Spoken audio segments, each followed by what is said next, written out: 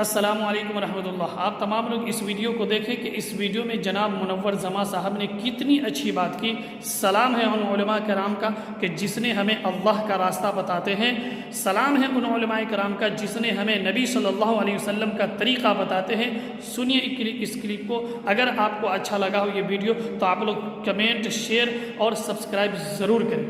जो school, college, universities वाले चांद तक भेजने का रास्ता दिखाते हैं, लेकिन चांद को बनाने वाले का रास्ता नहीं दिखाते हैं। सलाम करता हूं हिंदुस्तान के तमाम उलमाए दीन को जो हमें अल्लाह तक पहुंचने का रास्ता दिखाते हैं। और हम लोग उलमा हजरात की रिस्पेक्ट नहीं करते हैं, इसीलिए आज हमारे घरों से दीन दूर जा चुका है।